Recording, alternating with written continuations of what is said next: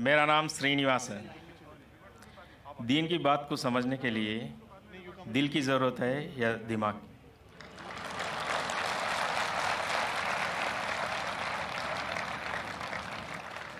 भाई साहब ने अच्छा सवाल पूछा है कि दीन को समझने के लिए दिल की ज़रूरत है क्या दिमाग की?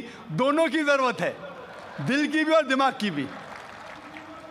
दोनों का कनेक्शन है। दिल की भी ज़रूरत है, दिमाग की भी ज़रूरत है।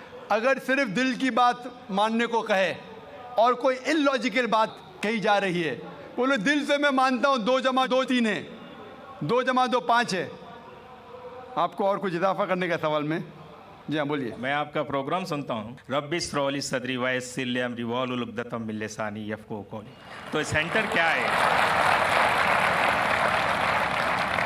भाई साहब गैर मुस्लिम है और मेरे प्रोग्राम भी देखते हैं और पूछ रहे हैं कि जब मैं हर तकरीर को शुरू करता हूँ तो अल्लाह ताला से दुआ मांगता हूँ, रब्बि इश्रह ली सदरी वयस्सिर ली अमरी वाहलुल उक़दतम मिन लिसानी यफ़क़हू क़ौली, जिसके मानी हैं रब्बि इश्रह ली सदरी, या अल्लाह सुब्हानहू व तआला, या मेरे रब, मेरे सदर, मेरे सेंटर को बुलंद करो। रब्बि इश्रह ली सदरी वयस्सिर ली अमरी, और मेरे काम को आसान करो। और जो बैरियर है, रब्बि इश्रह ली सदरी वयस्सिर ली अमरी वाहलुल उक़दतम मिन लिसानी यफ़क़हू क़ौली, और जो बैरियर है, जो बीच में रुकावट है मेरे और ऑडियंस के बीच में, उसको ख़त्म करो ताकि लोग मुझे समझ सके। ये जो सदर का लफ्ज़ है, इसके अंदर सदर का लफ्ज़ होता है, एक मानी है सीना, ब्रेस्ट, एक्सपैंड बाय ब्रेस्ट। सदर के मानी सेंटर भी है। तो आपने जो सवाल पूछा था कि काम दिल से लेना चाहिए या दिमाग से, तो ये 2 मानी है। सदर में है दिल, चेस्ट के अंदर दिल, और ये सेंटर में है दिमाग।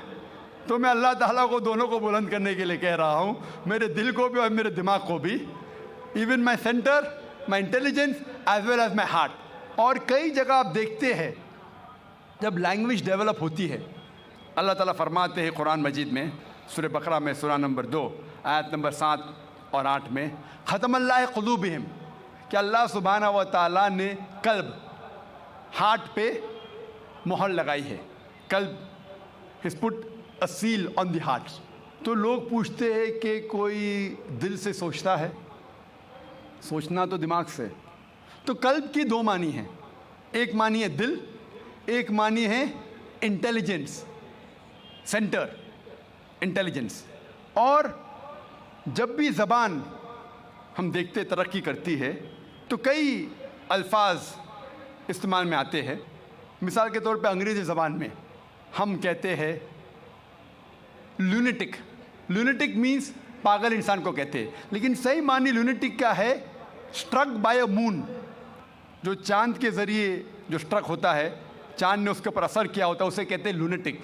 बट अंग्रेज़ी में लूनेटिक कहते हैं पागल इंसान को। मैं डॉक्टर हूँ, लूनेटिक मतलब पागल इंसान, लेकिन सही मानिए तर्जुमा है स्ट्रक बाय मून। हम जानते हैं चांद को पागलपन से कोई लेना देना नहीं है। हम लफ्ज़ इस्तेमाल करते हैं डिज़ास्टर। डिज़ास्टर मतलब कोई खौफनाक चीज़, कोई चीज़, गलत काम जो होता है, डिज़ास्टर लाइक फ्लड हो जाता है, सुनामी, अर्थक्वेक। लेकिन डिज़ास्टर की सही मानिए ईविल स्टार, ईविल सितारा। हम जानते हैं सितारों का कोई लेना देना नहीं है अर्थक्वेक से या बाढ़ से, लेकिन फिर भी this is development of a language. हम कहते हैं सनराइज। सनराइज मतलब सूरज उगता है, निकलता है।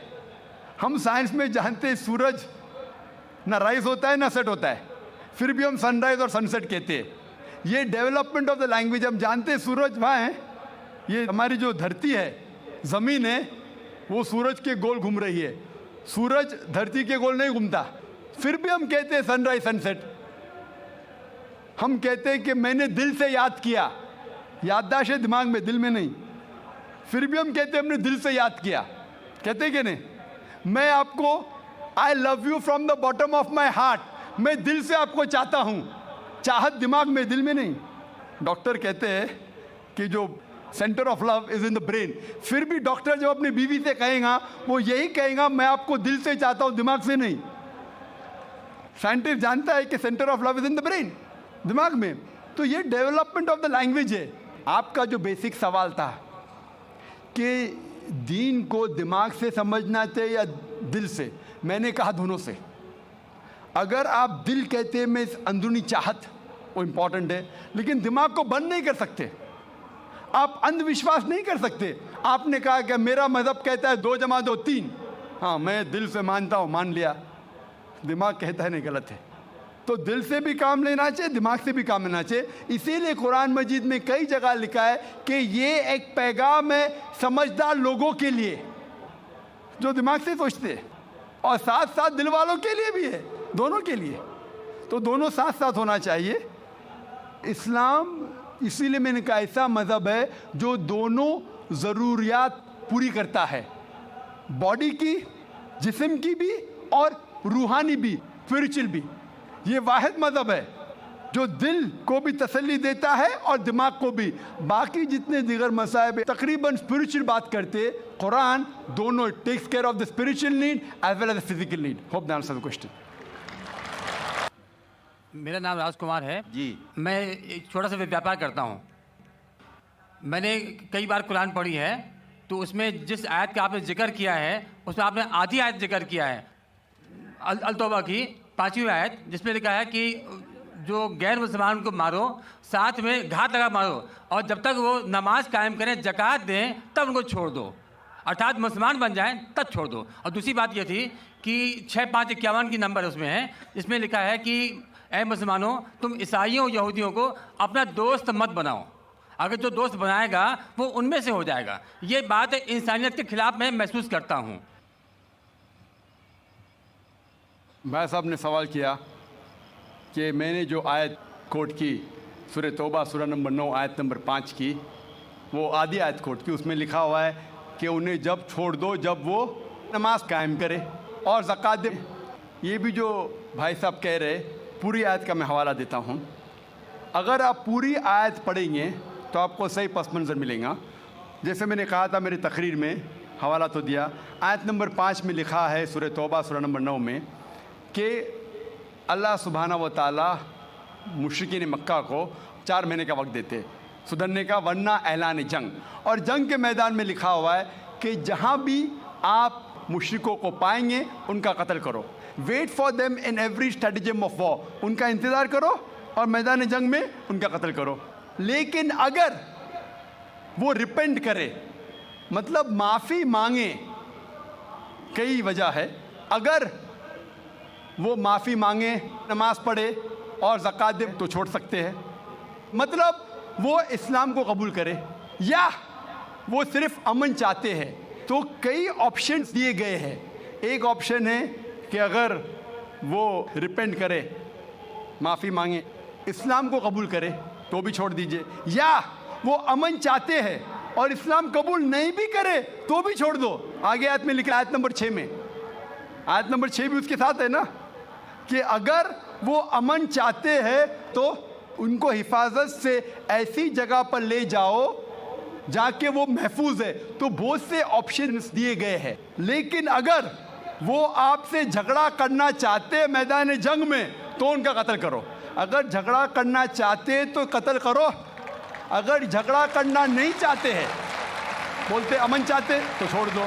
اگر وہ معافی مانگتے، اسلام قبول کرتے، پھر بھی چھوڑ دو. تو کئی آپشن دیے گئے ہیں. یہ کہنا غلط ہے کہ وہ اسلام قبول کرے تو ہی چھوڑو. کئی آیتیں آپ کو کانٹیکسٹ میں پڑھنا چاہیے. پھر سے آپ صرف ایک پارٹ آف دا ورس نکالیں گے اور کوٹ کریں گے، لوگ کو پھر سے غلط فہمی ہوتی ہے. تو یہ صحیح جواب ہے کہ بہت سے آپشن دیے گئے ہیں. اور کئی جگہ سورہ انفال میں بھی لکھا ہے کہ اگر وہ امن چاہتے ہیں تو امن بہتر ہے. اس میں یہ نہیں لکھا ہے کہ اسلام قبول کرنا ان کے لیے ضروری ہے. کر سکتے ہیں اگر وہ اسلام کو پسند کرتے ہیں. قرآن میں لکھا ہے سورہ بقرہ میں سورہ نمبر 2 آیت نمبر 256 میں 256، لا اکراہ فی الدین، اسلام میں زبردستی نہیں ہے. there is no compulsion in religion. truth stands out clear from error. حق باطل سے الگ ہے. حق truth is clear from error. جو حق کی بات ہے وہ غلط بات سے علیحدہ ہے. ہمیں حق پیش کرنا چاہیے. اگر وہ قبول کرے تو اچھی بات ہے، نہیں قبول کرے تو بھی کوئی بات نہیں. اور کئی ایسے آیتیں قرآن کی، سورہ کافرون بھی ہے سورہ نمبر 109 جس میں لکھا گیا ہے کہ کہہ دو کافروں سے جو لوگ اسلام کو جھٹلاتے ہیں ہم وہ چیز کی عبادت نہیں کریں گے جو آپ کرتے ہیں یا جو آپ چاہتے ہیں، نہ آپ ان کی عبادت کرتے ہیں جس کو ہم مانتے ہیں، نہ ہم آپ جسے کہتے ہیں اس کی عبادت کریں گے، نہ آپ کریں گے ہم جسے کہتے ہیں۔ لکم دینکم ولی الدین، آپ کے لیے آپ کا دین، ہمارے لیے ہمارا دین۔ تو ہمارا فرض ہے کہ سچائی لوگوں تک پہنچاؤ، پہنچانے کے بعد اگر وہ مانتے ہیں تو الحمدللہ اچھی بات ہے، نہیں مانتے تو بھی الحمدللہ، تو بھی کوئی بات نہیں، ہم کو ثواب ملے گا، ہمیں حق بات کرنے کا ثواب ملے گا چاہے وہ مانے یا نہ مانے۔ تو ہمارا فرض ہے کہ اچھی باتیں کرے چاہے انسان مانے یا نہ مانے۔ تو یہی کئی آیتوں میں آپ پڑھیں گے اور پس منظر میں دیکھتے ہیں، کانٹیکسٹ میں دیکھتے ہیں تو یہ لکھا ہے۔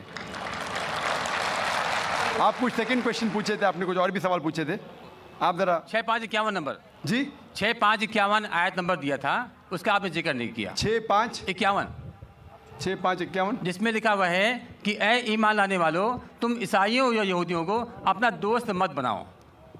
بھائی صاحب نے سوال یہ آیت سیمت ہے یا اسیمت ہے؟ کیا عیسائیوں اور یہودیوں کو اپنا دوست مت بناؤ، یہ کون سی آیت؟ 6551، لیکن قرآن میں لکھا ہوا ہے سورہ ال عمران میں سورہ نمبر 3 میں 2 جگہ لکھا ہے کہ یہ جو ترجمہ کر رہے کہ یہود اور عیسائی کو اپنا دوست مت بناؤ، یہ ترجمہ صحیح نہیں ہے۔ صحیح ترجمہ ہے کہ do not make Christians and Jews your protectors in preference to believers.